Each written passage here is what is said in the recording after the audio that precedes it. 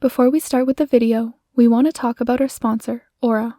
Not long ago, our YouTube channel was hacked, and we only realized when the hacker uploaded one of their own scam videos onto our channel without us noticing. Thankfully, we were able to quickly change our passwords and protect ourselves with cybersecurity software, but for many, they find out too late. This was a big wake-up call about just how vulnerable we all are. Think about all your daily needs that you complete online, like banking and shopping.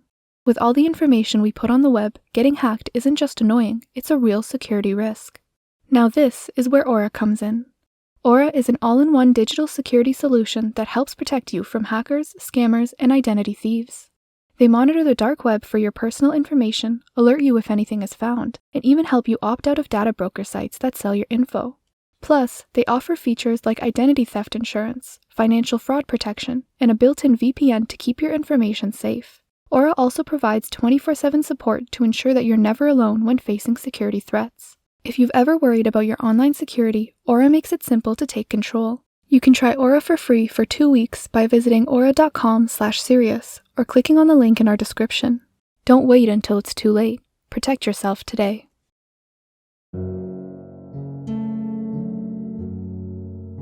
Early morning, June 12, 1962.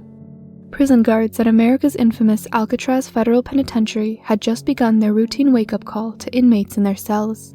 For one of the highest security prisons in the country, it was critical that daily routines at Alcatraz go exactly as planned. But on this particular morning, something was wrong.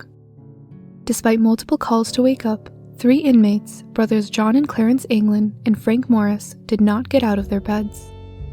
Confused, the guards entered the inmates' cells, where they found that, resting on each of their pillows and tucked neatly under their blankets, was a life-size, realistic dummy head fabricated out of toilet paper, soap, and real human hair, so convincing that the guards hadn't suspected a thing during their nightly rounds. Upon finding these carefully crafted heads, the guards immediately sent the prison into lockdown, forcing all inmates to stay in their cells as they searched the premises for the missing men. But little did they know that what they had found that morning marked the beginning of one of the most complex and infamous mysteries in American prison history.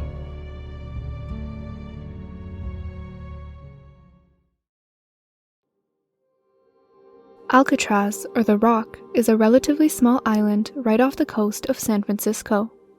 Surrounded by frigid waters and outlined by harsh cliffs, the island, owned by the US government, was first used as protection against any hostile ships entering the bay.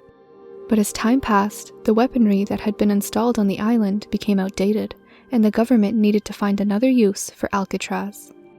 Up until this point, the island had been holding military convicts, but in 1934, when existing federal prisons were overcrowded and crime in general was on the rise, the island turned into a maximum security prison. The idea was that only the worst prisoners that couldn't be held by any other federal prisons would be sent to Alcatraz. Prisoners would have very limited privileges, no visitors during an inmate's first 3 months, then only 1 per month.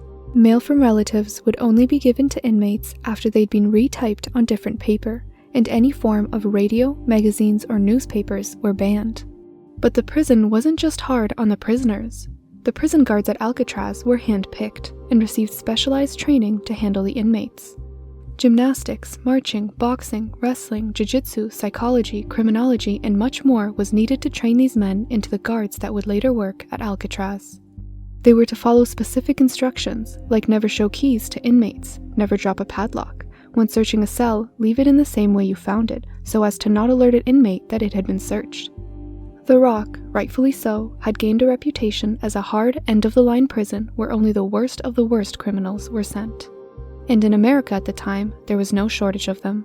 Alcatraz held men like Al Capone, Machine Gun Kelly, and Robert Stroud, infamous criminals whose presence at Alcatraz cemented its notorious reputation. That's why it was no surprise when Frank Lee Morris, a man who'd escaped the Louisiana State Prison a few months earlier, ended up in Alcatraz. Morris, 34 years old by the time he was sent to Alcatraz, had a long and fraught history in the prison system. Federal officials had determined his IQ to be 133, which puts him in the top 2% of the general population in intelligence. From the age of 13, he'd committed a wide variety of crimes, mostly related to possession of narcotics, robbery, and escape from previous prisons. Upon arrival, he was stripped naked and given new clothes. he eventually ended up in a cell in Alcatraz's B block, where he would learn the strict rules and routines of the prison. But unbeknownst to Morris, 3 other men that he coincidentally knew from previous prisons had also been sent to Alcatraz.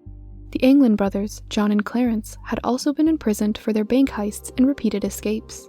But while they arrived shortly after Morris, another familiar face, Allen West, had already made his way to Alcatraz following a failed attempt to flee a Florida prison.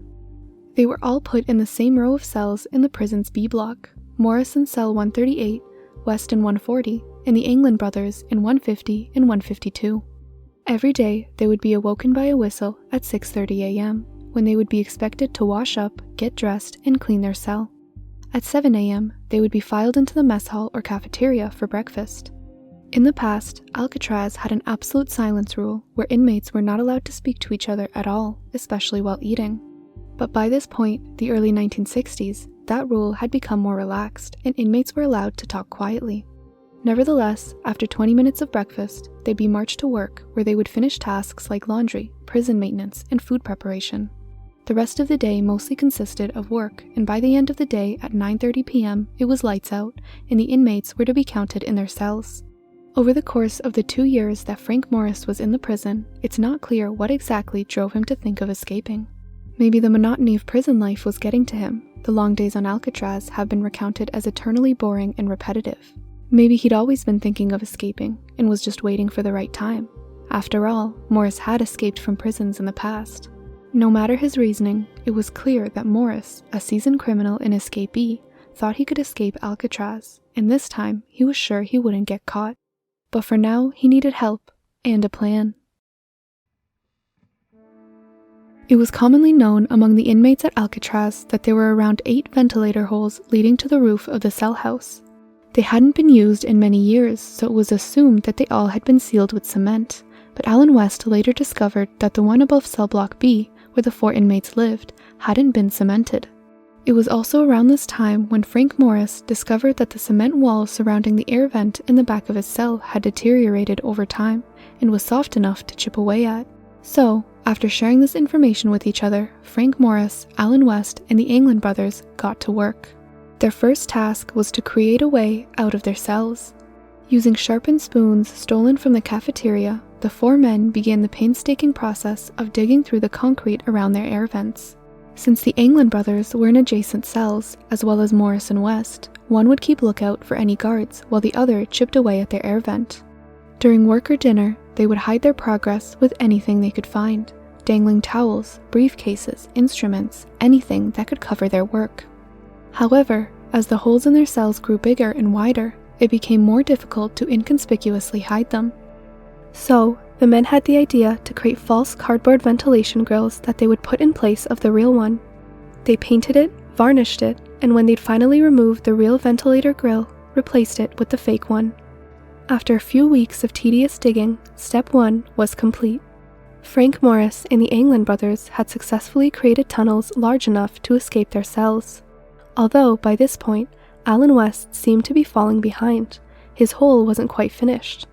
Still, he assured the others that he was making progress and would soon catch up. In the meantime, Morris and the brothers were on to step 2, finding a way to get from their cells into the ventilator hole above and eventually onto the roof. The hole that they dug led to an unguarded utility corridor, where they could climb the network of pipes to the top of the cell block, and then climb through the ventilator hole that would lead them to the roof. And although it wasn't cemented like the other ones, it still had bars and a cap that prevented them from going straight through. But West found that the bolts holding the cap in place could be easily unscrewed with the help of a drill. The only problem was they didn't have one, and even if they did, the men would need to leave their cells for long periods of time to work on the ventilator hole, which meant that the chances of a prison guard, or bull as they were called, finding an empty cell was high. To solve this problem, the men created decoy prop heads using homemade cement powder mixture and materials like soap and toilet paper, even using human hair to finish it off. They would put these heads on their beds and partially cover it with their blankets, giving the impression that the inmates were fast asleep. Now, although their decoys bought them time, it would all be useless until they found a drill to unscrew the bolts holding the ventilator cap in place. Originally, they had tried using the motor from a stolen set of electric barber clippers from the prison's barber shop to create a makeshift drill to loosen the bolts. but found that the motor in the clippers was much too small. Stumped, the plan didn't move forward until later, when West had been called to examine a broken vacuum cleaner at the prison and noticed it had 2 motors. After ingeniously finding a way to make the vacuum work on only one motor, West was free to take the second motor and fashion it into the makeshift drill that he needed. So, while Morris and the England brothers were tasked with the first phase of the escape, which required working the drill to loosen the ventilator, West was tasked with working on the second phase, which was escaping the island. Between Alcatraz prison and the San Francisco Bay stood over a mile of deep water that could get unbearably cold at night. Swimming it in the dark was out of the question, so the men planned to use stolen raincoats that they would glue and sew together into a makeshift raft. This raft, they hoped, could be inflated and would be enough to get them across the San Francisco Bay. Along with this, they made homemade life preservers with the same raincoat material and used planks of plywood to create paddles. By this point, around 6 months after they'd first started chipping away at their air vents, the 4 men were almost ready. Morris and the England brothers had loosened up the last bolts holding the ventilation cap in place, and the raft, as well as the paddles and decoy heads, were finished. Finally, on June 11th, 1962, the stage was set for their escape. The day of the escape went as any other day would at Alcatraz. In fact, the men didn't actually know that they would escape that night until Frank Morris, who, up until this point, had been the team's mastermind, informed the group that everything was ready and they would escape that night. The night of June 11th was foggy, with temperatures at around 10 degrees Celsius or 50 Fahrenheit. The last count of the day, when prison guards walked around the cells and counted each inmate, took place at 9:30 p.m. Until then, the men laid low and waited until right after the count, when they could put their plan into motion. And so, a little after 9:30 p.m., the inmates started shimmying out of their cells through the holes that they had dug in their walls, but it soon became clear that something was wrong. While Morris and the England brothers had gotten out of their cells, Allen West was having trouble. As mentioned earlier, he'd fallen behind on digging out of his cell and was now having trouble getting out. It also didn't help that a few days earlier, John England had re-cemented a portion of West's hole from the utility corridor side to hide a crack that he'd made in the wall. And although Morris and Clarence England tried helping West for a minute or two, it became increasingly clear that West was not going to be able to join them. Morris told West that he'd go up and get one of the brothers to help, but this was the last time West ever saw Frank Morris. This was at 9:37 p.m. The other 3 men, having already put the decoy heads they made in their beds, and equipped with a raft, paddles, and makeshift life preservers, set off on their escape. They climbed through the ventilator pipe, bent the rods blocking their way, and slowly pushed the lid to the roof open. Finally, the 3 inmates that had been imprisoned at Alcatraz for more than a year had finally made it out, but they weren't in the clear yet. On the roof, they were still in full view of a nearby guard tower. But by keeping quiet and close to the ground, the 3 men were able to make their way to the opposite side of the roof without being seen. From there, holding their raft and paddles, they descended down to the ground using a drain pipe on the side of the prison. Upon hitting the ground, they scurried to the northeast shore of the island, jumping a barbed wire fence on their way. Finally, the 3 put their raft on the water and began to sail towards the San Francisco Bay and freedom. At least, that's what was supposed to happen. In reality, no one knows what happened to the 3 men once they made it into the water. Whether they made it across the bay or drowned on their way is unknown, because after that night, both Frank Morris and the England brothers were never seen again. But back at the cell house, no one had noticed that the 3 men were even gone. The guards' midnight, 3 a.m., and 5 a.m. counts, where guards would count the number of inmates in their cells, went exactly as planned. It was only during the guards' 7:15 a.m. stand-up count that a guard, after not being able to wake up John England, said, quote, "We either have a dead man or a dummy in the cell block. I can't wake him up. I patted on the pillow and nothing happened." After this, another guard came and patted England's dummy head, and when he felt it crumble, he slapped it on the floor. After it was clear that one of the England brothers had escaped, the guards quickly found the other 2 dummies and immediately sounded the escape alarm. At the same time, another guard, hearing the commotion being created over a dummy in cell block B, started making his way over, but was interrupted when Allen West, after failing to escape, said, quote, "You may as well look me up too. I planned the entire escape." Immediately, all California and surrounding state police agencies were informed of the situation. All subsequent crimes around the San Francisco Bay Area were investigated to confirm whether or not they were attributable to the escapees. And so, With an accomplice that was willing to talk and California's police agencies informed of the matter, the investigation could begin. It was immediately clear how the criminals escaped. Prison guards, after entering the utility corridor themselves, quickly found the holes that the inmates had made and pieced together that they must have climbed to the ventilation hole, even having found the bars that they'd bent to get onto the roof. Along with this, the search of the inmate cells by the custodial team and FBI special agents revealed much of the information that later helped investigators piece together the details of the escape plan. They found the homemade drill, a wooden paddle that was left behind, a 5-foot piece of rope, magazines they used for information, and of course, the dummy heads. In the official files by the FBI, they described the heads as complete even to the detail of an ear, which had a hole where it should be. Along with this, FBI special agents interviewed many of the inmates at Alcatraz who had talked to or been friends with the escapees. As mentioned earlier, Allen West confessed to being involved with the escape plan from the very start, and his statements later given to the FBI were crucial in revealing exactly how the plan was put together. However, like many inmates, West inflated his role in the plan, saying that he was the mastermind behind the operation, when it's generally agreed that Frank Morris, the bank robber from Washington, D.C., with one of the highest IQs at the prison, actually planned the escape. But while it was fairly easy to figure out how they escaped, the question that captivated everyone following the case was, where did the escapees go? The searches of the San Francisco Bay and the cities and counties surrounding the island were extensive. The U.S. Coast Guard arranged to have 2 40-foot boats patrol the San Francisco Bay for 24 hours a day.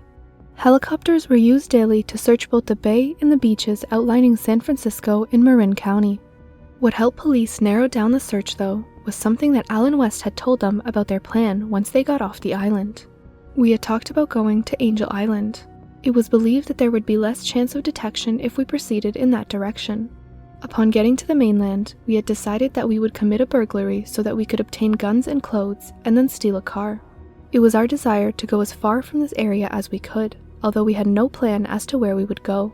If we were successful in escaping, Morris and I had planned that sooner or later we would go in one direction and let the Anglin brothers go in another.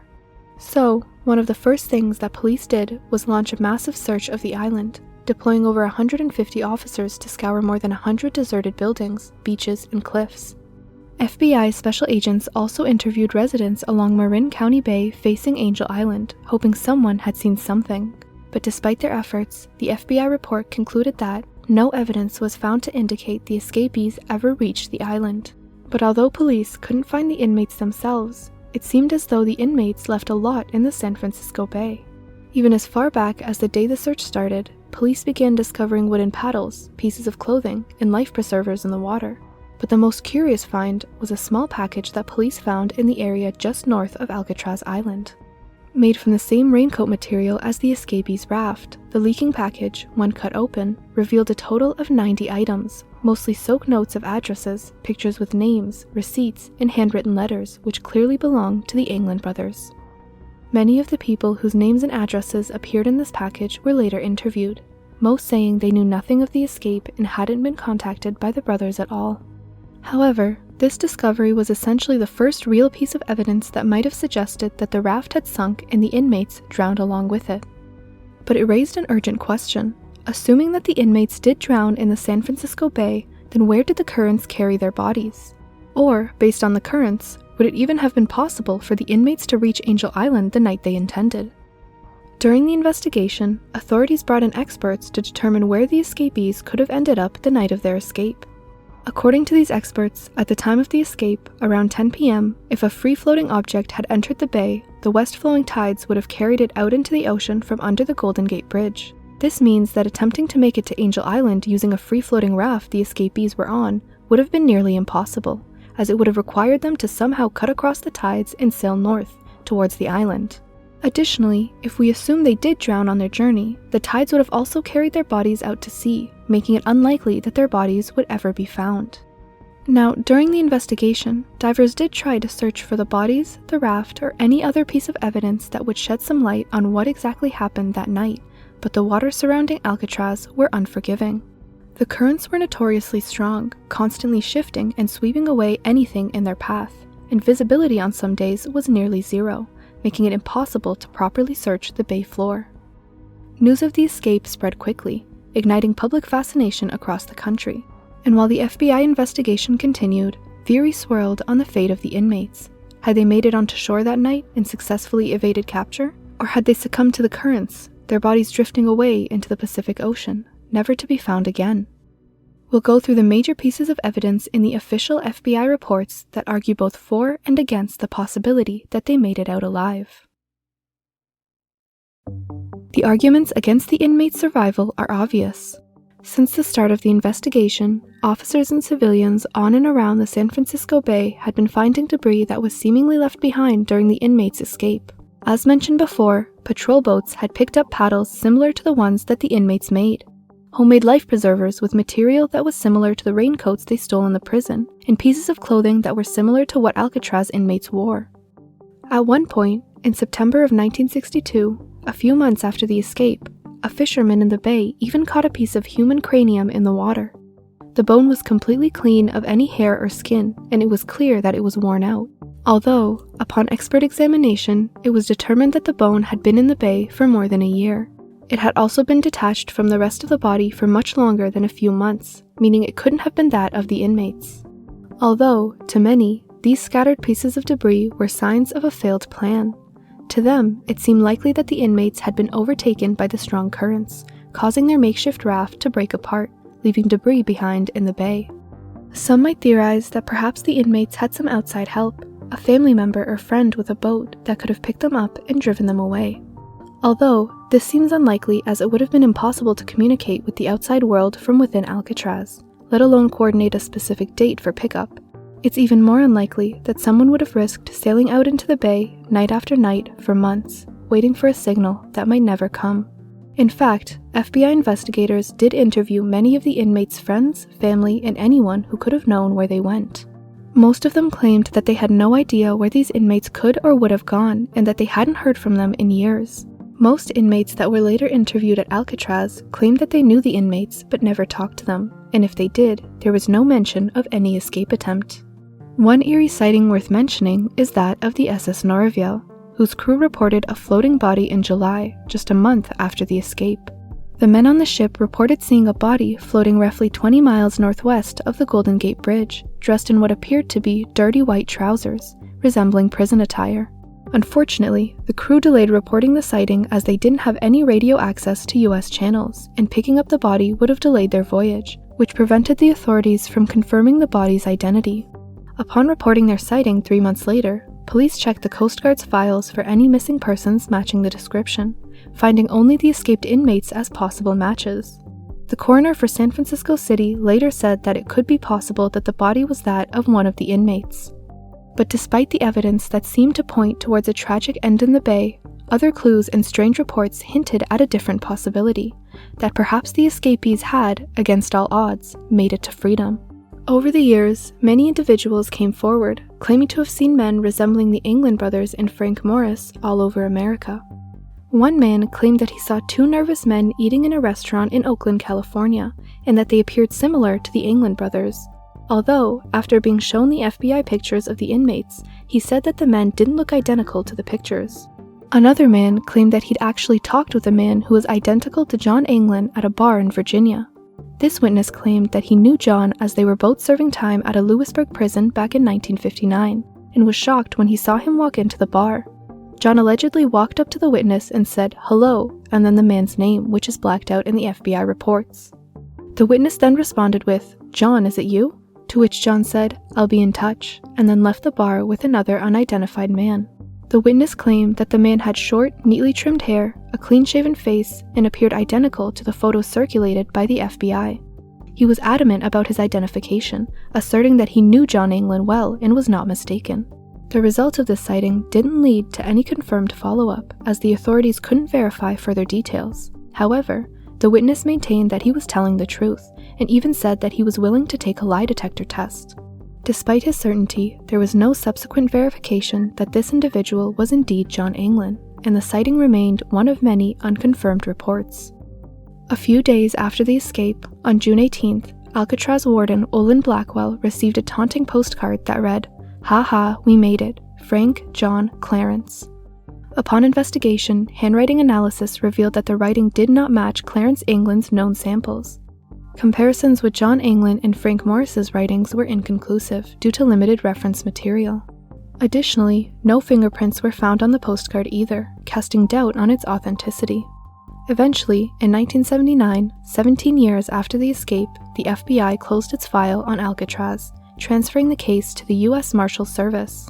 The San Francisco division of the FBI cites many reasons in their closing of the case. Many raincoats and paddles that the inmates most likely used were found in the water. The water that night was 54 degrees, and a San Francisco coroner later said that a man couldn't remain in the water for more than 30 minutes without seriously affecting his bodily functions. They stressed that an extensive and exhausting investigation of the entire bay, harbors, and shorelines have been conducted, and, quote, failed to develop even the slightest evidence to establish the inmates could possibly have reached the mainland. Since that day in 1962, the event has exploded in popularity, regarded as one of the most famous prison escapes of all time. Stories of the daring plan and mysterious aftermath have captured imaginations for decades, fueled by books, movies, and endless speculation. The escape holds an interesting and powerful allure to the public, fascinated by the idea of three men outsmarting the system, and maybe even getting away with it. Whether they drowned beneath the waves or slipped away into freedom, the Alcatraz escape remains one of the most popular unsolved prison escapes of all time.